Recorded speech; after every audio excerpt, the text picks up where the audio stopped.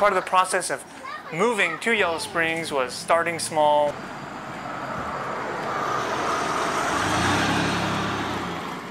We didn't want to rent, there's not a lot of good options, so we planned the tiny house. Let's take a look. This is our garden. That's part and parcel of the idea of having a small house and occupying just a little bit of the land so we can have the rest to do fun things with. Cheapest way to do a foundation, the least amount of concrete, is just to raise it all up. I mean, if you're going to raise it up, you got to go far enough up that there's light under there, which will keep animals away. We're in 300 square feet, 16 by 20 on a standard construction 4-foot module. So that's the kitchen. So it's pretty, yeah, kitchen. Oh, and here's the living room. Okay, so you rotate 90 degrees and there you are. Living room, dining room, kitchen. Right, okay, so that's pretty simple. And this table, we've had 6 people sitting here with the leaves put in it. So depending how you arrange the space, it's very multifunctional. At any point in this room, down here, your field of view basically doesn't hit the ceiling. So you really get a sense of space, even though we're in 300 square feet, 16 by 20. So part of the goals of building this tiny house was efficiency. So all these windows and doors are triple pane and 2x6 framing and dense packed cellulose. So we wanted to scoop in the southern light and the eastern, for that matter. We're in an urban setting, so they're very high.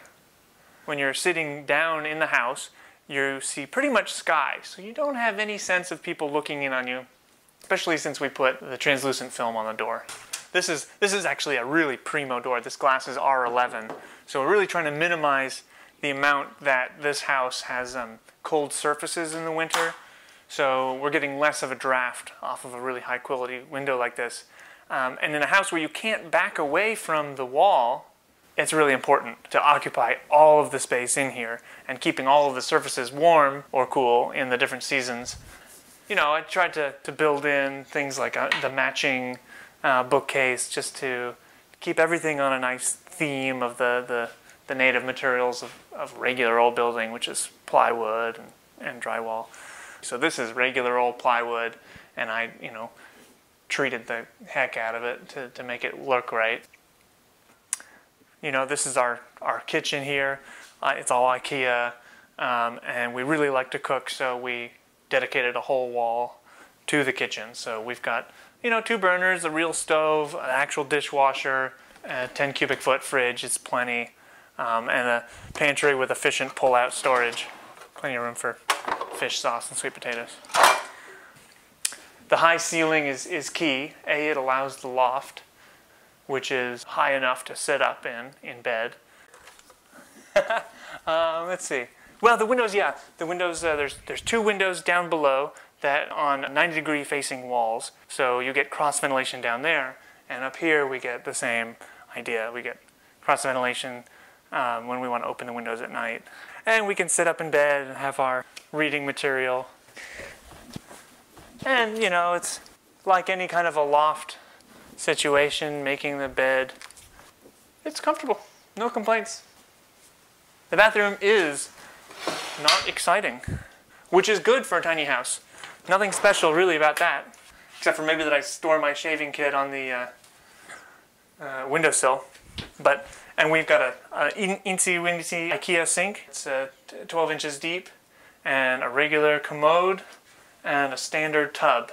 I decided to try out the old plywood theme on the inside. It's moderately successful. 2 years down. I haven't had to replace it yet, so it's comfortable. We've got little air plants, and we've kept it lively. And there's even a cat box. So if you're wondering if that's possible in a tiny house, it fits in there nicely. And a pocket door. Pocket door is custom made. It's keeping with the plywood. Not necessarily the best idea. Plywood will warp. That's just the way it goes. And same with this little closet here. This is the water heater. So little electric on-demand heater. We got a 200 amp circuit in here, so it's kind of overkill. All electric because of the simplicity of the construction process. As it is though, our electric bill last month was 36 bucks.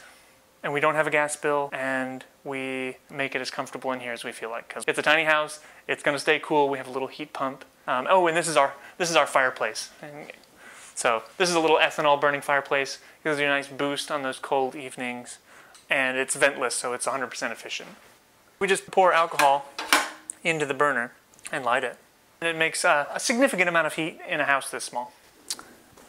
This is a design sleep couch. It's pretty quick and it's very easy. We have had plenty of guests come, and there is just enough separation. But that's the big thing about the smallness of the house. It feels big, but when you really, if you want a separate space, there isn't one. So it's all one room. That's okay. It's a studio that just flops right out and onto the chair. We have a guest room.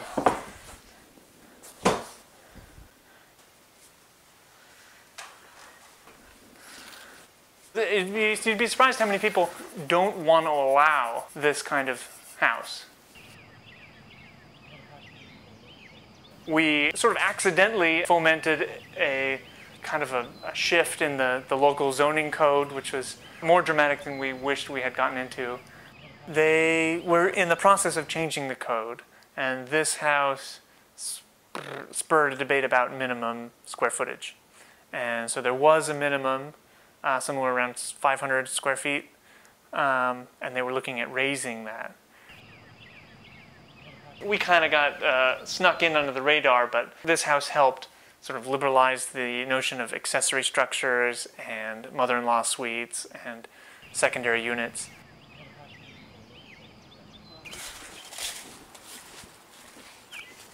I'm kind of a die-hard modernist and study building technology, so this is an open rain screen made with cedar. So the open rain screen means that the wall can dry to the outside very readily, and these open cracks here, they stay open, but the rain really doesn't get in there. It's a fantastic way to keep your wall healthy. The shou-sugi-ban, the burnt cedar siding, has a nice look to it, and it has a natural carbonized treatment that aids the durability.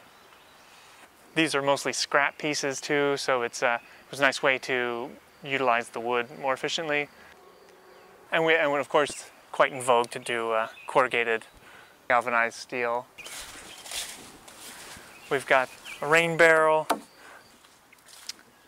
little starter box, all kinds of greens, trying to keep the weeds down. This is the east side, so in the winter we get a nice early warm up through this window, and the sun moves over and comes in through the south, and it makes a big difference. Yeah, and the triple pane windows there keep us nice and warm. So our official formal kind of groundbreaking was taking down an old garage that had been here, and we're going to put up a 1,800 square foot simple 3-bedroom, kind of a farmhouse, borrowing from the traditional rectangular pitched roof form that's the original piece of all the surrounding houses. We've been living in here for about 2 years, and we are ready now to build ourselves a larger house, and then we'll move into the larger house where we can possibly expand as a family, and then we have this house and back, which will either be a rental or the office, which would be a nice short commute. My wife's starting a PhD, and she'd really like to have a study. That's a big part of building the next house. Other than that, we're really comfortable. This is a big part of our reason for going tiny house and being okay with that, is that we now have the ability to live in this tiny house, to have the small resource here, but then to use the community as our living room.